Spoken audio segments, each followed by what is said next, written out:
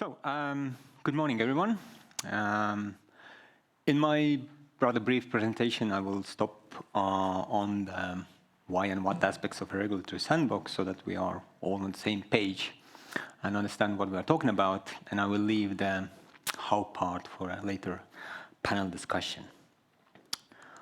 Okay, to begin with, we might ask ourselves, what is the rationale for adopting a regulatory sandbox as a policy instrument?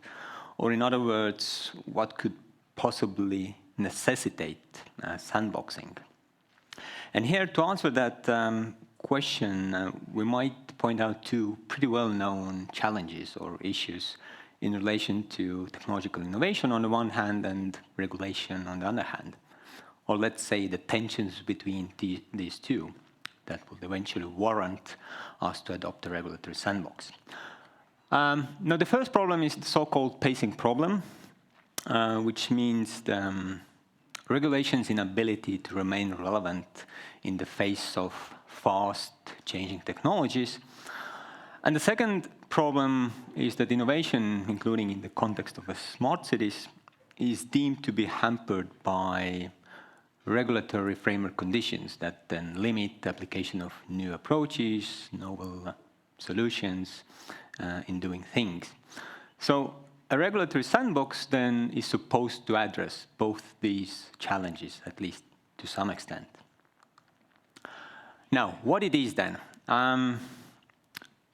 Generally speaking, a regulatory sandbox could be seen as a safe space for businesses, innovators, to test their new ideas, new solutions with real customers, but they can do it with the benefit of a waiver of otherwise applicable regulations. So there is a significant relaxation of rules and regulations for sandbox participants. Now, so far, the sandbox has been adopted mostly in the field of financial services, which have been traditionally been heavily regulated in Europe. And the first adopter was the United Kingdom in 2016, almost 10 years ago. But after that, many countries around the globe followed the example of the UK and even expanded this sandbox format to other policy fields, such as energy, transportation, and even healthcare. That said, there is no single universal approach to sandboxing. So there is no one right format or template to be adopted. So if you look around the experience of other countries, what we can see that there are certain elements or attributes of a regulatory sandbox, starting with threshold eligibility parameters and ending with sandbox exit strategies, and many other elements or parameters in between. Okay, this tool, regulatory sandbox, can serve multiple purposes, and it can have many expected benefits. Well, first of all, it is supposed to nurture and support innovation in general. So the benefit from a sandbox is that helps businesses, innovators to test, but more importantly, to learn from these experimental solutions in a controlled environment before bringing it to the full-scale market launch. And relatedly, there is also kind of a reduced time to market cycle. In other words, the time from the conception of idea to the market launch is significantly reduced within this sandbox format. Second objective might be to inform policymaking, right, with the result of improved regulations, improved licensing procedures, and so on and so on, again, through this learning process in the sandbox format. And from the regulator's perspective, it also kind of sends out a signal to the outside world that public sector is open to innovation. We are open to learning from innovation in a collaborative environment. And finally, the aim might be also to involve more systematically stakeholders. So that aligns with the principle of this inclusive or participatory governance. And here, again, the benefit from a sandbox is the implementation of more institutionalized dialogue between regulators and market participants. And through this improved communication, there is also kind of a reduced uncertainty, regulatory uncertainty among market participants. So what is expected of them, what they can do, what they cannot do, eventually. So these are just some of the positive sides of a sandbox. There are also downsides and challenges related to sandboxing.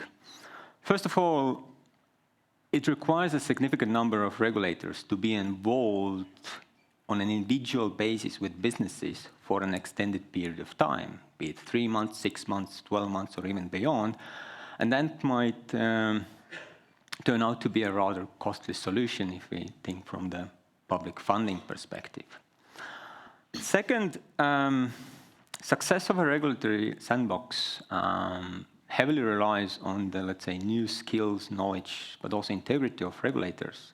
So the innovation capacity in terms of ability to design this sandbox and operate this sandbox, or in terms of available resources, time and money, are crucial for a sandbox. So this is something that Professor Katter was talking beforehand.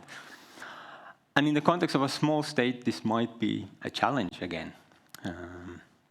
And if we look at the role of the regulators, we kind of see also a dual role of the regulators in the context of a sandbox, which poses another challenge. Because again, on the one hand, they are expected to promote innovation, encourage competition by facilitating new market entries, but at the same time, they need to also protect consumers, citizens, to manage regulatory risks that are involved there in a sandbox. So in a way, they're sitting on 2 chairs at the same time.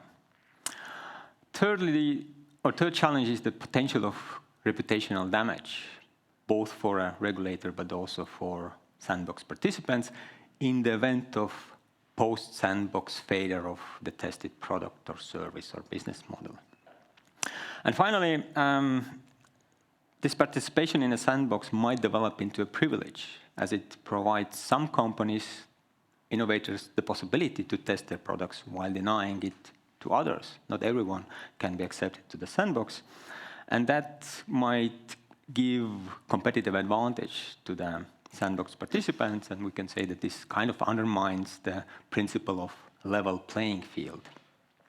And at the same time, also, the participation in the sandbox might provide opportunity to influence or even shape the regulation that favors the participants, and that leads to the risk of a regulatory capture. And finally, when it comes to the inflexibility, it relates to the EU membership that also limits the possibilities to waive regulatory requirements, especially in the fields that are heavily regulated from Brussels.